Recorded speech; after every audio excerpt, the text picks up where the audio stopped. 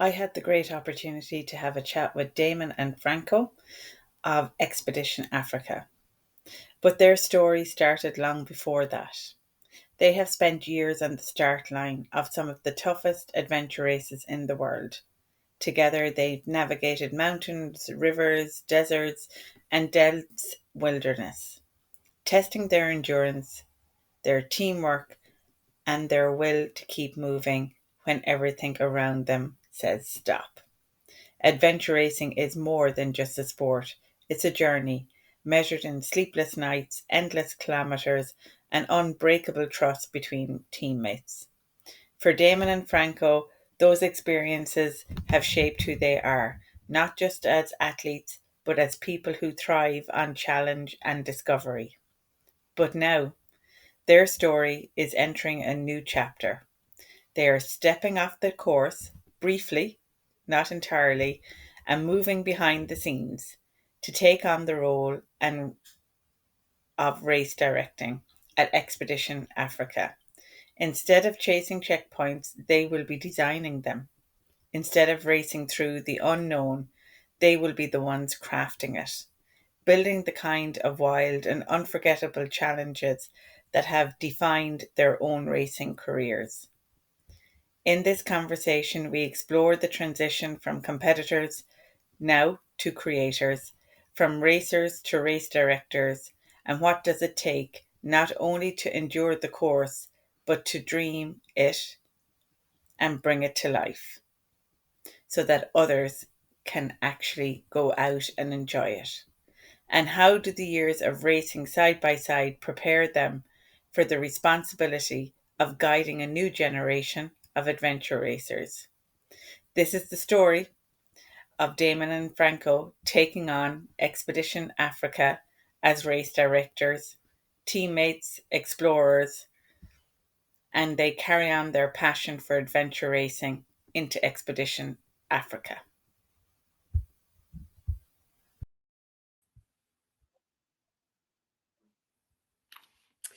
I am delighted to welcome both of you on the call this evening. Thank you very much for jumping on. I know you are doing some recon out there in South Africa. So for the next race that you're holding, I suppose, first of all, before we go into information about ye as race directors and teammates, would you like to maybe just tell us a little bit about the course that you're looking at creating and the dates for Expedition Africa? Sure. Thanks. How's it, everyone? So I'm Franco. Thanks for having us. Really appreciate it. So yes, our race next year is from 13 to 22 March, held here in the mighty Drakensberg of South Africa. We are busy now scouting for the race, and it's absolutely spectacular. It is amazing out here. The mountains are going to put you in awe of South Africa. And I think that's all that I can say for now. It's going to be an incredible experience coming back to Africa, coming back to the Drakensberg for the first time in 12 years. So it's going to be really an amazing experience for everyone that will join us. Brilliant. And I suppose this is the first time that both of you are coming together as race directors. You do race direct, like Damon, you do the Burn races in the UK currently at the moment. And Franco, I know you do the races in Africa, the short races, when Heidi and Stefan moved to Port Elizabeth, obviously, to do the World Championship race back in 2023. And I suppose, how have you found, I don't mind whether Damon or Franco, whichever one of you want to answer first, but how have you found jumping onto the race directing side of things? Yeah, thanks, Laura. It's been quite good because we've known each other for quite a while. We've raced together for a long time. We've had our fights. We're done with our fights, so we kind of now know how to manage each other. And we feel like we've had a fairly successful adventure racing career, and I think that's carrying over quite into how we work as race directors. We both have a very similar kind of vision of what a race should look like and the challenges in that, and it's so far so good. And I think that we're both on the same page. So it's quite interesting suddenly putting the other hat on. I think, as you say, shorter races is fairly easy, but on a longer race, it's putting that hat on to understand what does an adventure racer want during a race, and what can you as a race director how do you ensure that they're getting it? Because at the end of the day, you're creating an experience for people coming from all over the world and all over the country, and you want them to leave with the wow factor. A little bit of shuffling around because they've been had a tough race, but the wow factor is the main thing we want to leave people with. I think we're both on the same page, and that's part of what we're doing now to ensure that we're creating a balanced route and a fun route. Yeah. And I suppose, Franco, having done the shorter races in Africa, have you found that beneficial on scouting for the big one now? Yes, definitely. Just to put that in perspective, I took over from a friend of mine that helped out for Heidi and Stefan while they were in Cape St. Francis when they were organizing World Champs. And since then, I've actually been taking on the longer Africa Series races as well. So Expedition Africa actually has about 11, 12 races per year, and that includes 2 or 3 longer ones. So yes, it's that balance between a short race where it's the beginners getting into the sport and moving through the ranks up to the 500-kilometer one, where it doesn't have to be that easy anymore, and you can actually put in a few challenging checkpoints. But at the end of the day, as Damon said, we keep each other honest in the longer ones, and we have found the balance. We've raced enough overseas, I want to call it that, and locally to see what works for the general adventure racer. So to find that balance between too tough and too easy. And in our race, it will be a mixed bag. You will suffer, but then we will let you forgive us for a while again. We found a downhill today, so there's one downhill at least. At least one. Yeah. So. That's good. That's good. So I suppose there would normally be a couple of teams or a few teams, Irish teams, that would normally head out to Expedition Africa. And I suppose if a couple of the Irish teams are heading out there, what do they expect in terms of travel and, I suppose,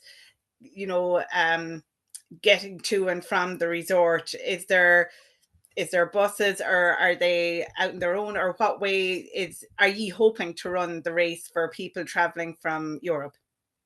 So or further afield? Yeah, for us, the philosophy is that we want you to land in South Africa, and beyond that, we will make it as simple and easy for you, because it can be quite daunting arriving in a new country and trying to find your way there. So for people coming from Ireland, your easiest thing is to hop on a flight from Dublin to Heathrow, and then Heathrow direct to Johannesburg. I can tell you it's cheaper to fly from Dublin to Johannesburg via Heathrow than it is to fly from Heathrow to Johannesburg. So we won't get into those politics, but it's a great flight. You're into Johannesburg. In Johannesburg Airport, we will pick you up. You can get in the bus. There's options to take the bus. You get in, all your kit's going to get taken down to the resort. We will handle all logistics there. We're going to arrange food shopping if you want to. You can order online up in advance and have it delivered, or we can arrange go to the shops and buy food, and then get to the resort. We sort you all out. You do the race, and we can get you back to the airport.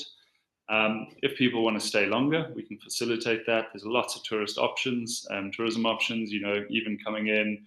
If you wanted to travel around South Africa a bit more, we could store your kits in Johannesburg, look after your bikes and all of that. I mean, for us, this is not just a one-off. It's an adventure, and it's a long commitment that we're putting on here. And we want to make sure that racers are coming and realize that we're looking after them. So yeah, we will roll out the red carpet. So. Brilliant. So it sounds that's really great to know that at least all those transfers will be put in place. I think that's normally a big, as you're probably well familiar with all the racing that you've done yourselves, that it's a worry at the other side when you get there. How are we going to get? Do we rent a car? And then it's obviously, Tetris trying to get the bike boxes into a car, and like, look, we all know the scenario there. Yeah, exactly. It can be a bit of a nightmare. Yeah, for sure. So that's brilliant. And what I mean, in terms of the course, how many days are we looking at for the course to be opened? Yeah, there's still a debate on that one. But yeah, so for Expedition Africa, there's a normal 3.5 days, so 72-hour winning time. And then you can just double that for the back enders. But the course will be open from Sunday morning when they start, around 9 o'clock, to Saturday midday. Yeah. We would like teams to be finished by the Friday night, just to ensure that when they do finish, they can have a night's sleep and they can actually enjoy the party and the dinner afterwards on the Saturday.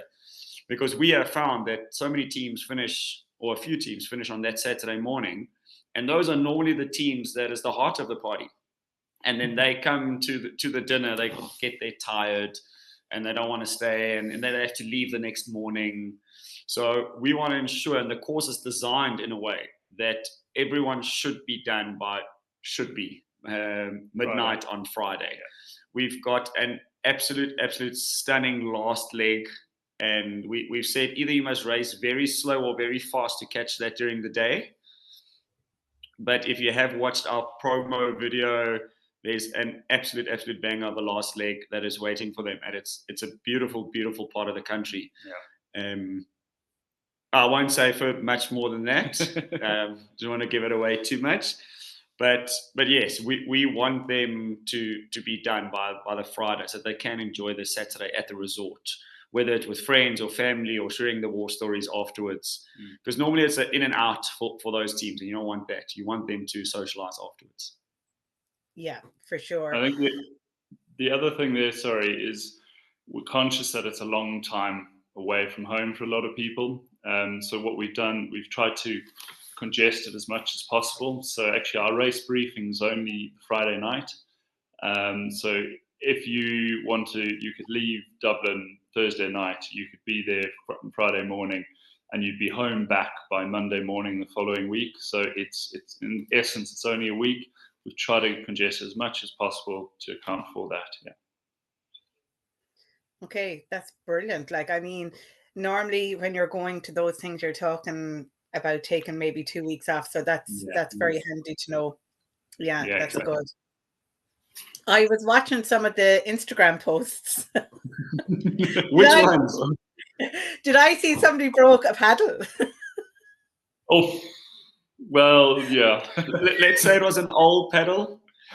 I just say the story behind that is every time we hit a rapid, we're like, okay, you do it, then I can video you. And then the next one is like, okay, you do it, then I can video you. And we were like, should we do that and should we not? And then it's like, do you want this paddle? It's like, no, any paddle. And I just gave him the older paddle. Luckily, he didn't break the other paddle. But yes, then we hit a canoe style for about 8 kilometers.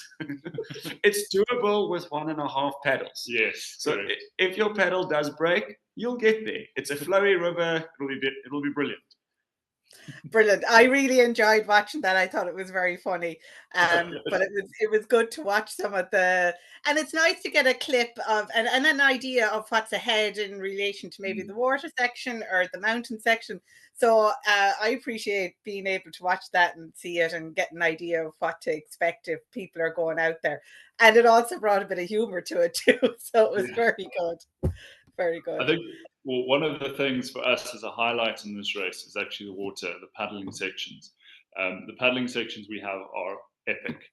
They are not put yourself on a river and paddle up river or paddle on a dam with a headwind. These are great paddles. You're going to go home, a bit like Kuka with that Fish River paddle. These are paddles you're going to go back and go, actually, those are 2 legs we enjoyed. We wanted to do them. So, yeah, looking forward to that. Brilliant. And hopefully if you're still doing, obviously you're just in from a bit of scouting as well you look like as if you're just in. So what, were you busy out and about as well today and yesterday?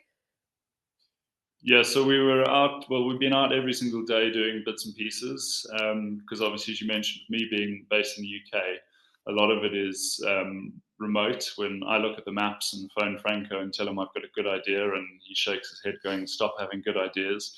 So, but I think we've done so much work on the course from a Google Earth, a topographical map, checking things, speaking to people. Franco's done some scouting, that the route is 90% there. We're just fine tuning it now. So we've been out the last couple of days. We were riding today, do some more riding tomorrow, and do some more checking. And I think, yeah, it's coming together really nicely. So Great. And Franco, for you, how do you find the distance? I suppose it's like a relationship. You have a long distance relationship with your, your racing partner. How do you find that in terms of? Racing husband. Oh, jeez. Yeah, it's we always joke and say we speak more to each other than we speak to our wives. So I think the past 2 weeks we've been a little bit quiet because we knew we're going to spend another week together here. But it works well for us, as Damon said. We've got a good consensus of what we want to achieve during the race, and I'm about 4 hours away from where we are. So for me to pop down for a week is not impossible. So I can come down easily. We actually had a meeting last week, Thursday, with one of the parks, if I can call it that I drove down at 3:00 in the morning, had the meeting, and drove back the same day. And that won't be possible if you're further away. And luckily, he does a lot of work on the maps, and I do a lot of work in the field. But yeah, we want to showcase our race to the world, and that's why we're doing so much social media on it, to show people, not to give away exactly where we are, but to show them that this is what you can expect. And I think that's what makes a good race, where people can see, oh, I actually want to go there. That looks absolutely amazing. And yeah, it's good fun being out in the mountains this week. And we call this work, which is great. Yeah. Okay, so by all accounts, it looks like it's going to be an epic race, and people will have good fun, because it looked like you were having good fun out there, and it's going to challenge them. But for beginners, let's say if you have a green team going out, navigation wise, it's always hard to know, is the navigation going to be really difficult? Obviously, you don't want it very easy. And I suppose, just to add on to that and let you talk about it, is there a short course for people? So will everyone be ranked at the end of the race, or will there be positions taken off because they short coursed at certain points? Or can you talk about that? Yeah, no, of course we can. I think that's one of the legacies of taking over Expedition Africa. I mean, it's made it so successful. Heidi and Stefan, their whole goal was to make it an accessible race for all adventure racers. I mean, as Franco said, we target for the front guys to finish in 3.5 days roughly. Our goal is that that last team that finishes Saturday morning, they've done the full course. So the goal for us is that every single team that comes out there can finish the whole course, barring a broken bike or an injury or something awful like that. So it is manageable, it's achievable. For us, the vision is also that this is a race that you can come and do as a first timer, because it is not so daunting that you're going to get chased away from it. So if it's your first expedition race, I mean, I think about Adventure Racing Ireland, you've got one of the biggest groups of adventure racers around the world, but there's no expedition racing in Ireland apart from the Beast. This is a great opportunity to come overseas, do a race. You're not going to be absolutely destroyed. It's a good investment for you. You're going to have a great time. The navigation is not tricky. There is some navigation. A lot of it is just common sense. You don't need to know how to take a bearing in the mist. It's stuff you just need to work out, and it's all manageable. It's all achievable. If you're struggling, we have designed the course that there are places that you can short course yourself. It is not our goal that we will have a short course from the beginning. You shouldn't be setting up the race to say, oh, I'm going to short course myself here. We will have places where we will say, we think you should short course, and we'll also give you the opportunity to make that decision if you feel you need to make that decision. But if you start out and you're going at 8 kilometers an hour or 7 kilometers an hour on the bike and 3 kilometers or 2 kilometers an hour on the run, you will finish the course.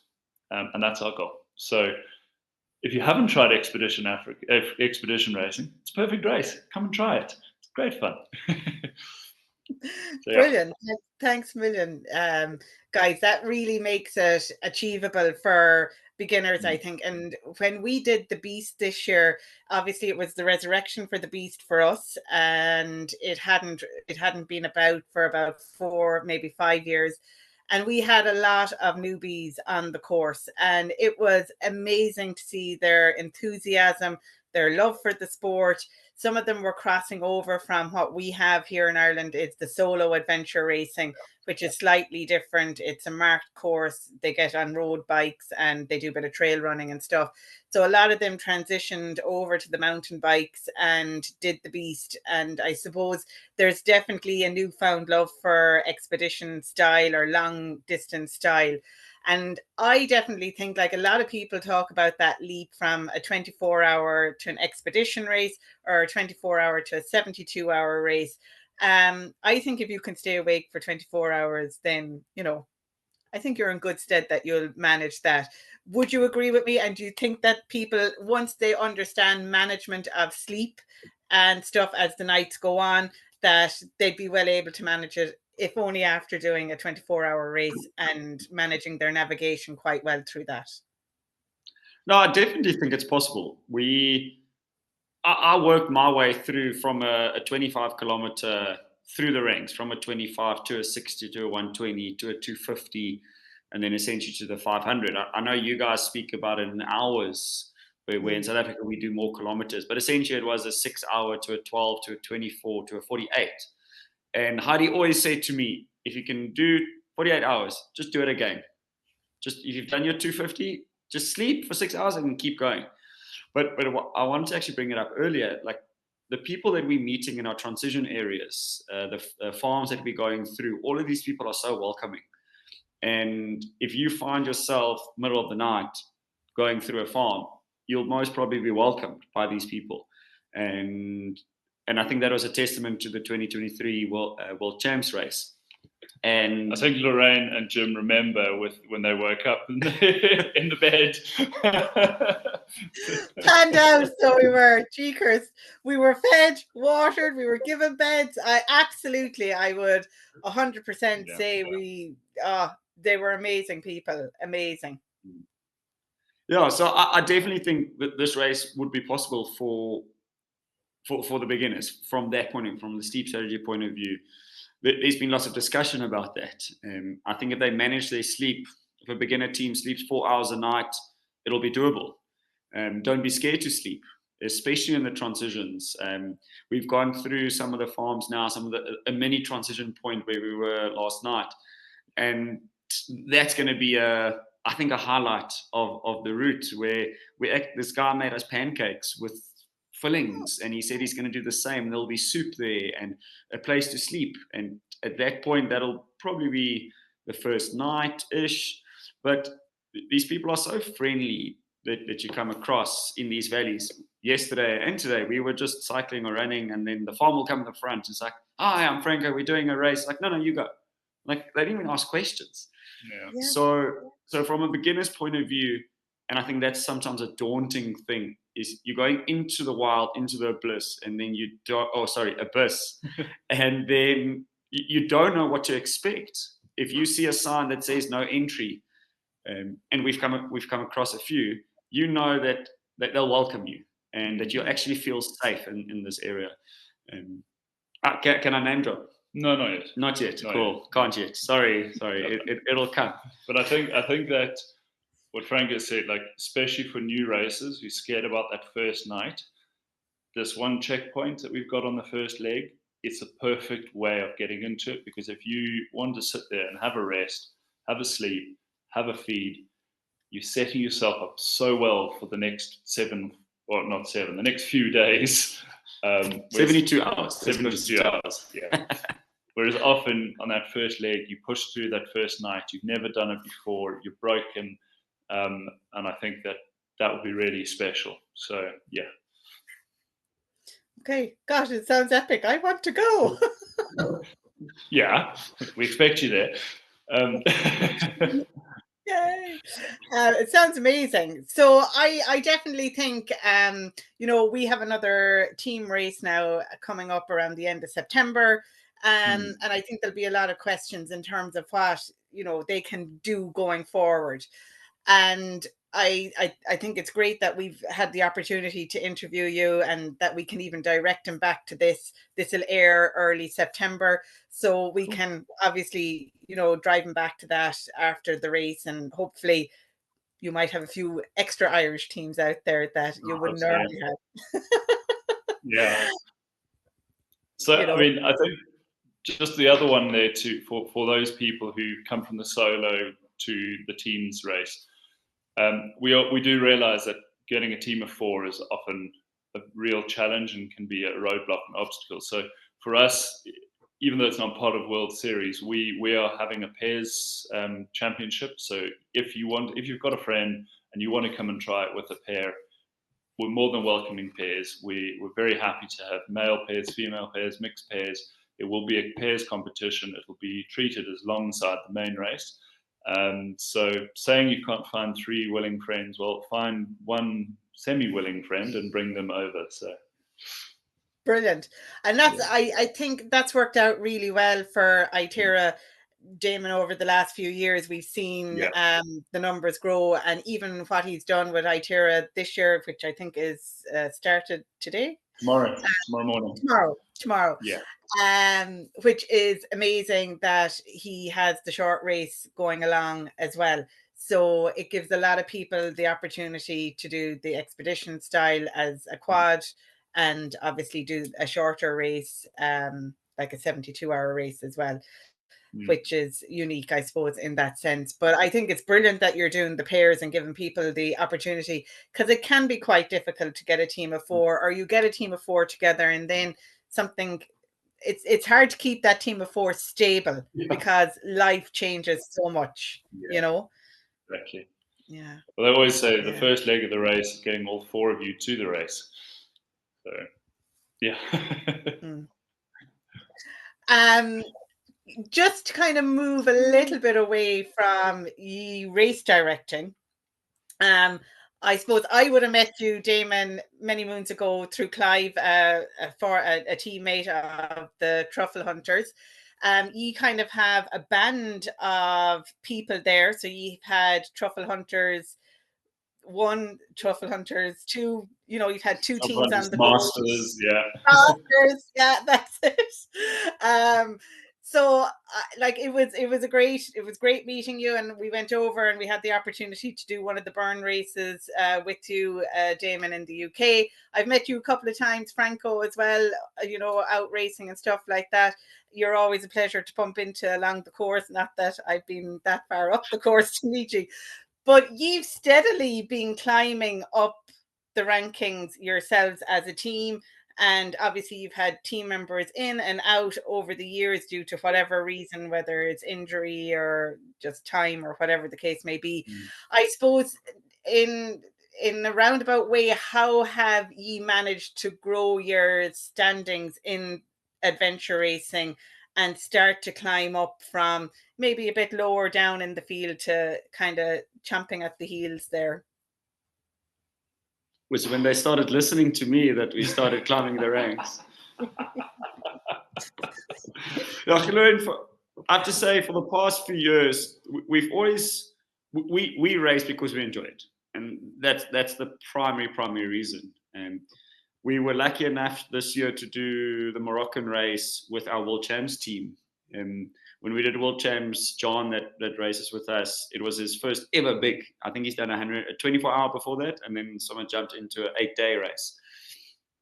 And he suffered. He suffered hard. And in 2 years' time, the leap that he made from then to now was absolutely amazing. And I have to say, for Morocco, when we raced there as a team, we were, and I say this with pride rather, that we were on our way to do a top 6, top 7. And then unfortunately our teammate got Schirmer syndrome in her neck. And that's when the neck just collapses. And there was absolutely nothing. And as a team that day, I realized that it's an amazing group of people. We literally tried everything for about 7-8 hours. And eventually we made a harness for a neck. And she kept going. And then at one point, as a team, we just made the call saying, this is not safe anymore. She probably would have kept going. But as a team, we did it for safety reasons to stop that. But I think that week made us as a team very strong together. And as a team, I think we can compete now. And it's actually quite fun. Look, training helps. I mean, you have to do a little bit of training. But we have been moving up. In South Africa last year, the Truffle Hunters were second according to the rankings of the series. They won. Yeah, we won one race, the Expedition Africa race. Unfortunately, I wasn't in the team, and we came second and thirds for all the other races. So we've had a good few years of racing, and hopefully in 2020, where are we now? 2026. We planning to go to World Champs to actually go put up a good fight there and actually compete. And that's the goal. But we also know that we've got full-time jobs, we've got families, and that we essentially race for fun, but to the best of our abilities. So we will leave everything out there. Yeah, 100%. Yeah, I think you have to enjoy it. If you don't enjoy it, you're not going to want to go back, you know. No, exactly. Yeah, and definitely, I think I suppose, what is your favorite part of racing? So I'll ask you individually. So whether it's just being out in nature, maybe it's being in the maps, maybe it's just downloading and not having to worry about mobile phones. I don't know. I don't mean to be giving you answers here. Sorry. But if we go with you, Damon, first, what is your favorite part about adventure racing? It's my team. The long and short of it is, you know, I love my team. I love racing with them, and the people we do it and the places we get to see together is fantastic. But it's being with them is for me doesn't matter where we are. It's that. I retire from adventure racing every race. 2 or 3 times a race, I retire, and this is it. I'm done. I've got kids at home. I'm gonna stop it. And then my teammates are there, and you know, so I'll keep doing it as long as they keep racing with me. And yeah, I think that's, for me, there's no other answer. Yeah. Cool. And Franco? Oh, it's always a tough one, but for me personally, I race for the moment, and in every race, there are many moments, high and low. But for me, I race for both, and I actually get goosebumps talking about it. I think in every race, and especially in Morocco, when we were essentially unofficial at the end, our lady didn't do the last leg with us, or part of the last leg, and then she rejoined us and we did the last leg together, and we literally just took our time. I fell asleep, lay down on rocks, talking to myself. But about a kilometer before the end, there was that moment where I think everyone was content with the result. Yes, we were 38th out of 40th or 40 teams, but that moment where everyone realized what we've accomplished, and as Damon said, the love we have for each other in the team. And then there are low moments. I mean, when we argue about whether the trail is right or wrong on the map, those are good moments, because we know we'll learn from it. But for me, it's that story afterwards, that when you tell people, this is what we went through, they don't normally believe us, but it's every race is that moment, and you take that moment and stays with you forever. It's got a special place in your heart. In every race, you can say, I remember that moment from that race. Sometimes it's bad, and it's not a bad thing if it's a horrible moment, because you can learn from it. But if you can bounce back as a team, saying, oh, we had a bad moment there, bad memory, but we've learned from it and we haven't repeated that. But yeah, the moments are the stories that it comes from. Oh, love a story.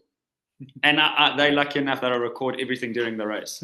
So we can remember the moment sometimes if we fall asleep halfway during the race. That's cool. Yeah, I think it's always great to have some bit of kit with you to record some of the race, take some photos, be able to have some really nice memories of when you're out and about, because there's places that you get to see that I often wonder, who else has been here? Like, who's gonna go out of their way to see these places? So yeah, it's always great to get the opportunity to take some photographs. Another question for you, I suppose, when you're racing, what is your top kit? Like, obviously we all need, your rain jacket, rain pants, but is there anything in particular outside of the kit that we have to carry with us that you need? A small speaker. No way. So I choose the music because I buy the speaker. It's terrible. It's terrible. And music. Very much Afrikaans rock music comes up. And then the club remixes from the 2000s, the uns. I mean, it keeps us going.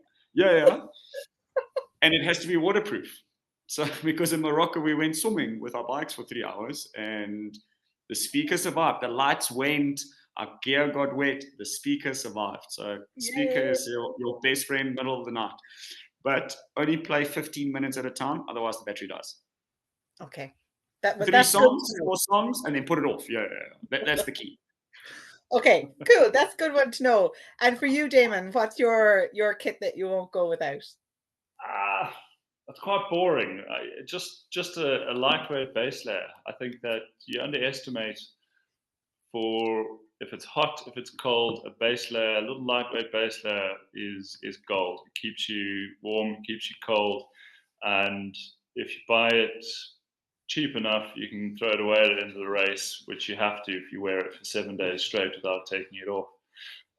But yeah, I think that's been a gold find for me. So, are you synthetic? Or are you merino wool base layer? Right. I will go both. Merino because it's just so warm and cozy and fluffy and soft, and whatever I have at hand. So, but I think that's been gold. Yeah. But merino wool, they say, is better because it doesn't retain the stink. And on the ones we buy in South Africa, it says so on the label. I have tested it. It's not stinking yet. Damon's synthetic one sometimes keeps let's call it, keeps the memories. Yeah, there we go. Very good. Very good. Keep the memories.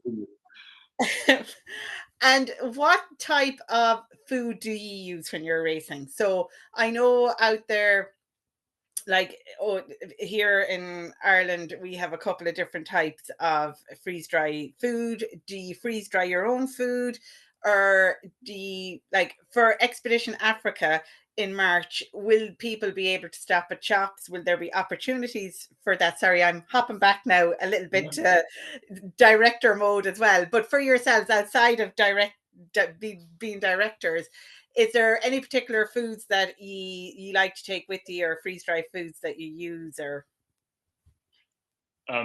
yeah, so we're lucky in South Africa that we've got a very good brand, Forever Fresh. They make an amazing freeze dried meal. And for those of you coming to Expedition Africa, you can get a nice discount for it. 30% discount off it, and it is beautiful. So the freeze dried meal, coming into a transition and having a freeze dried, it's like a proper home cooked meal. It's not like the old ones where you kind of were chomping away going, please let this be done with. So in Morocco, that was gold for us, getting that halfway through the race. It saved us. So definitely freeze-dried meal is huge. South Africans, bit of biltong, dry horse, keep you going. Franco likes to have lots of sweet stuff and gels and sugars, and he's got problems. But yeah, I think that for the newbies coming, don't worry about the gels and the syrups and all of that. Real food, the bars, the meat, the biltong, an apple a day. Jeepers, having a few apples in your bag, bang on. That's what you want. So yeah. Try real food. Make sandwiches, wrap it. If you buy from or in a Ziploc, get all the air out. It'll last in there for about 2 days. I've seen people do burgers. Yeah. Obviously, it just depends on weight, how much you can put in the box, how much you've actually put in. But I think sometimes people put too much emphasis, as Damon said, on the gels, on the sweet stuff. What we've used is meal replacements. So yeah, I'm sponsored by a company, and we actually use their meal replacements, whichever brand you want to use. But liquid meals, amazing, especially on bike, because you can sip away the whole time, and you don't need to stop and eat. Where if you've got something in a bottle, you're hydrating and you're feeding yourself at the same time. So I think coming to Expedition Africa, I think that there are a lot of places along the way which you can stop and eat. I mean, we encourage teams in some of the local communities, stop at the local spaza shop, the local shop, buy a Coke there, buy something. It's important to give back to these communities, but there's always places to buy stuff and do stuff.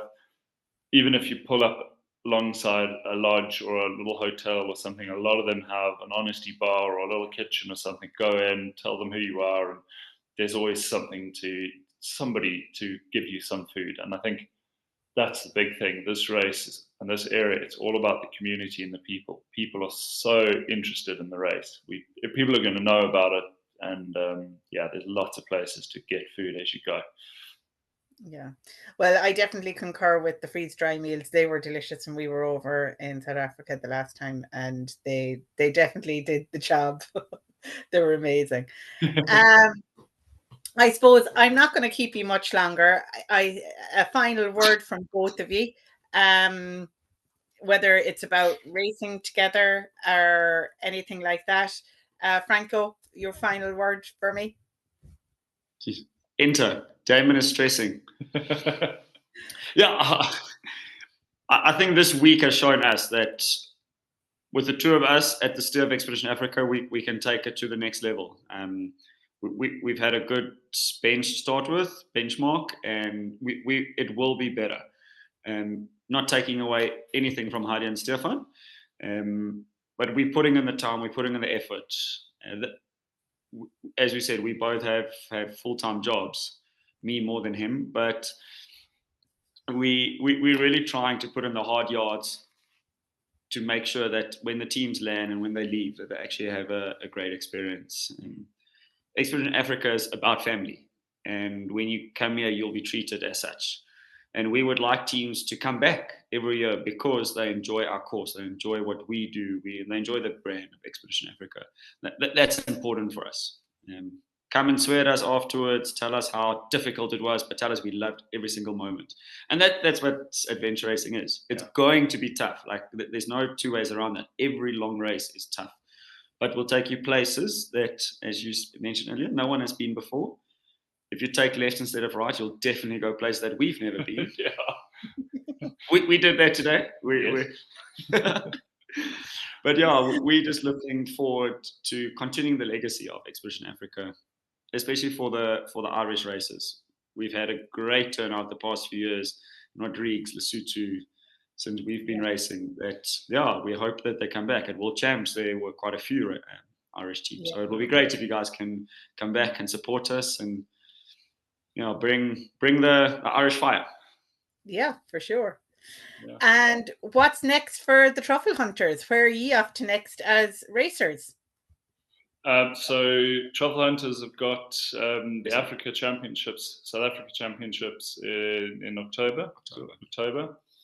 And then I'm a little bit quiet in Europe at the moment. We pick up something early next year, probably. And then World Champs in France next year. That's our big race target next year. Road in France is quite a special race for us. So we're looking forward to going back next year. But that's kind of for the Truffle Hunters at this stage. Expedition Africa is the main focus. Get that, make sure it's good, and Brilliant. Well, all I can do to round it off is thank you guys so much for joining us. Thanks, Damon. Thanks, Franco. Wishing you all the best with Expedition Africa in March and your future endeavours as the Truffle Hunters. Thanks, Lorraine. Appreciate that. And last message, if you're a newbie, come to Africa. It'll be great. It'll be absolutely grand. So they say. Thanks a million. All right, cheers.